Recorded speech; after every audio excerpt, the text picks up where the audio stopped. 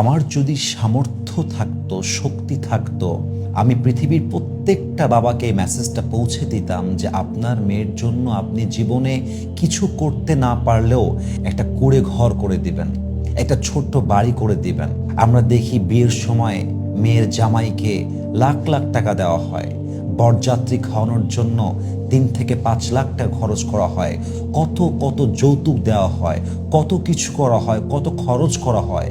কিন্তু একজন মেয়ের জীবনে সবচেয়েতে তার এই দুনিয়ার জীবনে বড় একটা সম্পদ হচ্ছে নিজের ছোট্ট একটা বাড়ি হলেও থাকা, ছোট্ট একটা কুঁড়ে ঘরের মালিক হলেও সে মেয়েটার হওয়া দরকার এই দুনিয়াতে বাঁচতে গেলে।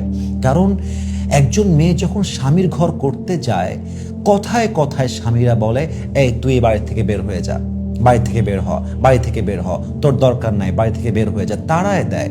অনেকে ঘাড় ধাক্কা দিয়ে বেরও করে দেয়। সিচুয়েশন এরকম আসে, এরকম হয়ে যায়।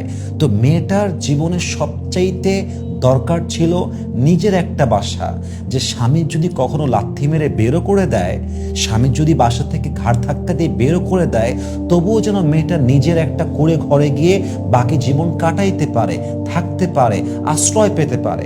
ইভেন আরেকটা বড় ফল্ট নিয়ে কথা বলতে চাই, যেটা পুরুষের ফল্ট।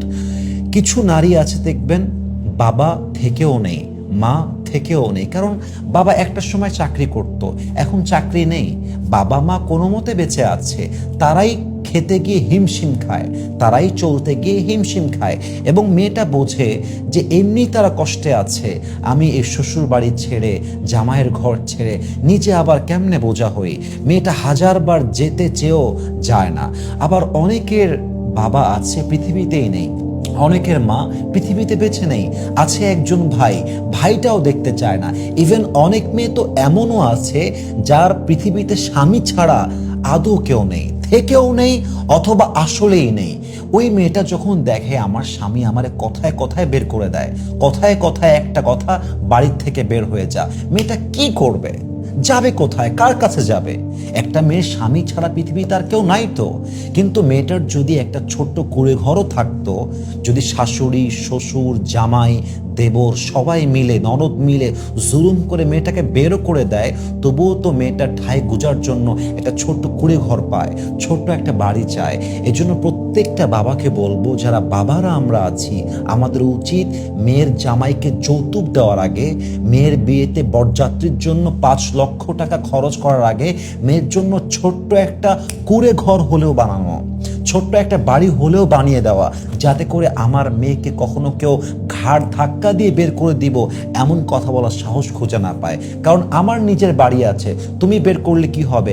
আমার ঠাই গুজার জায়গা আছে, আমার থাকার জায়গা আছে।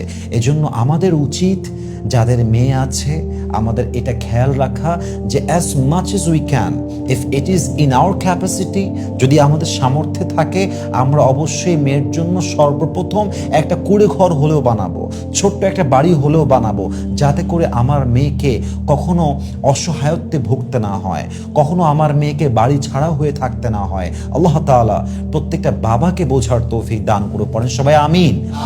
এবং এর মানে এটা নয় যে আপনি বাড়ি বানাতে পারেন নাই বলে আপনি একজন ব্যর্থ বাবা, আমি তা বলি নাই। আমি বলছি আপনার সে সামর্থ্যটা ক্রিয়েট করতে হবে।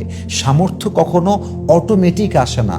সামর্থ্যবান হতে হলে, সামর্থ্যবান বানানোর জন্য নিজেকে সেই স্ট্রাগলটা করতে হয়, সে পরিশ্রম করতে হয়, সে কষ্ট করতে হয়। তো যারা বানাতে পারেন নাই তারা দোয়া করেন। আর যারা এখনো যৌবনে আছেন, বয়স কম, 25, 30, 35, তারা এখন থেকে নিয়াত করেন যে আগামী 3 বছরে, 5 বছরে, 6 বছরে কিংবা 10 বছরে আপনার মেয়ের বয়স অনুযায়ী বলছি, অবশ্যই ছোট্ট একটা ঘর হলেও মেয়েকে দিয়ে যাবেন, যাতে করে আপনার মৃত্যুর পরে কিংবা মেয়ের বিয়ের পরে মেয়েটাকে অবহেলা করতে না পারে, মেয়েকে কেউ ঘাড় ধাক্কা দিয়ে ঘরহীন করতে না পারে। আল্লাহ প্রত্যেকটা বাবাকে এটা বোঝার তৌফিক দান করুক, পড়েন সবাই আমিন।